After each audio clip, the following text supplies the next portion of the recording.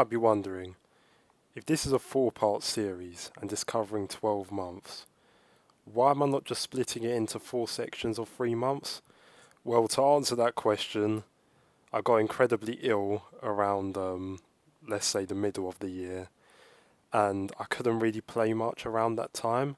As well as this, obviously I started a new Minecraft world with some friends, so a lot of the time that I would have spent otherwise playing something new, I spent on my new world grinding out diamonds and netherite and working towards fighting the Ender Dragon and the Wither. So, to start off with, I finished off March playing Kirby and the Forgotten Land. In the build up to this game, I was very thrilled because it was the first time in quite a while where I was truly looking forward to a Kirby game on the Switch. This is because Kirby Fighters 2 and Super Kirby Clash were both small spin-offs building off 3DS games, and the fact that Kirby Star Allies was a massive disappointment to me. The primary reason I had for being dissatisfied was since I was first partially looking forward to it, due to it looking like more of Return to Dreamland Triple Deluxe and Planet Robobot. However, it ended up being way easier than its predecessors, due to constantly forcing you to have 3 computers fighting alongside you, and it was also shorter and just overall feeling light on content. To be fair to the game though, they did add a decent amount of content to the game in the form of 3 updates, but that does not change the fact that I think it's by far the weakest of the 4 modern 2D Kirbys. Okay, now to go back to Forgotten Land. To start off with the gameplay, I thought it was impressive how well they managed to nail the transition from 2D to 3D on the first attempt. In general, it plays similar to games like Super Mario 3D World and Super Mario Galaxy, in the sense that it's 3D but it's also incredibly linear. But that's not really an issue for me, as those are 2 of my favourite 3D Mario games as a whole. All the copy abilities have been slightly altered to work in the new gameplay style, and you now have the ability to upgrade them, which both makes them more powerful and also changes the overall design and theming. Some of my favourites include the space-themed gun ability, as well as 2 that include heavy spoilers, so I'm not going to mention, but if you have played the game you will certainly know which 2 I'm on about. To move on to the story, despite it being pretty limited overall, there's a decent amount of new lore introduced for the more hardcore fans to focus on, which I think was quite a good addition. And just overall it felt like a very good traditional Nintendo game. In fact, I enjoyed it so much that I went for 100%, and I loved everything throughout the journey, including 100%ing every level, beating the various different stages of the arena, and beating the secret world. I do wish the game could have gotten some DLC in the form of a season pass, but honestly it didn't need it, and I think HAL Laboratories' time would be better focused on making the next entry a step up from this one and just continuing it to improve the new formula.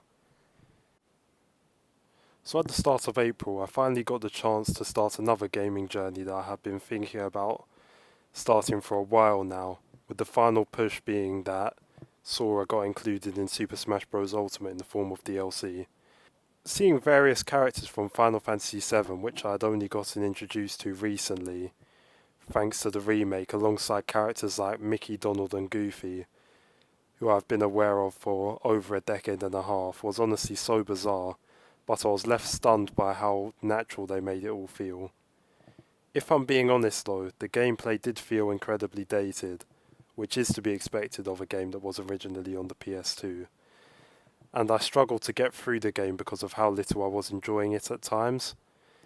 The main reason I continued to persevere through this though, was because I wanted to get onto Kingdom Hearts 2, which I had continuously heard people consider one of the best games of all time.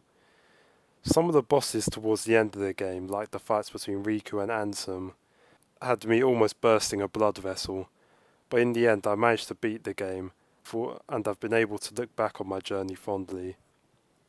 After this I decided to go on and play Chain of Memories, but probably like 15 to 30 minutes into the game, I wasn't enjoying the new gameplay style at all and just decided to watch the cutscenes on YouTube and then move on to Kingdom Hearts 2. Later on in April, I finally got around to playing another game that had been on my radar for several years, that being Astral Chain. I remember that I bought the game as a reward to myself for getting a job offer that I had been working really hard to get.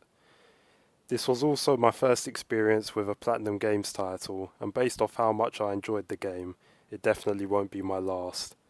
The graphics overall were very impressive for a Switch game, and the gameplay started off pretty slow, but once you unlock the different weapon types and different legion types, it truly began to take off.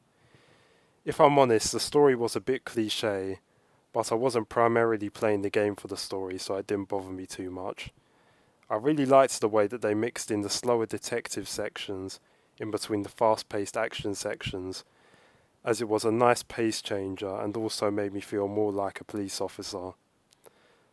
I do need to get round to wrapping up the post-game though. I've heard leaks and rumours recently, over the past year or so, of a sequel being in development, so if that is the case, expect some content on that. During June, I got round to playing a game that is considered one of the best of all time, that being The Last of Us Remastered, and I can definitely see why. Just to go on a bit of a tangent real quick, I find it really funny that the week that I started playing Remastered, I'm pretty sure was the same week that the remake got announced. So if I had just waited a bit longer, I could have got to play a much better version of the game with various improvements to graphics and gameplay, I assume.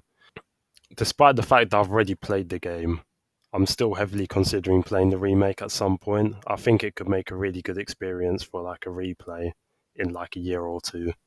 So anyways, to get back to the main topic. At first, I was mainly playing it for the story, but over time, I was greatly surprised by how good the gameplay was. The game managed to make me enjoy things so simple as walking around, climbing ladders and picking up ammo and various other supplies.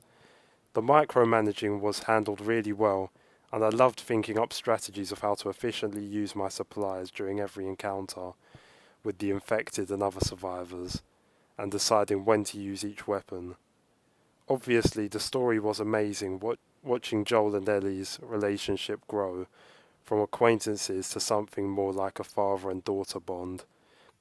I also liked how all the various side characters were handled because they all felt like they got their own dedicated segments of the story and all felt like very different examples of how the apocalypse can change people.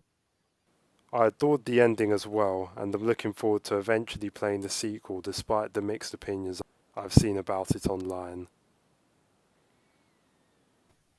As well as part 2, I'm considering eventually getting round to watching the TV show version to see how well they managed to adapt it into a show and what changes were made, if any. It shouldn't have been that difficult, considering the nature of the game. Yeah, so anyways, part 3 should be out in like a week. I'm trying to speed this up a bit because I feel like it's dragged out for a bit. And yeah, it's going to start off with Xenoblade Chronicles 3. And in the meantime, why don't you check out some of the other videos on the channel and hopefully like and subscribe. So anyway, see you in the next one.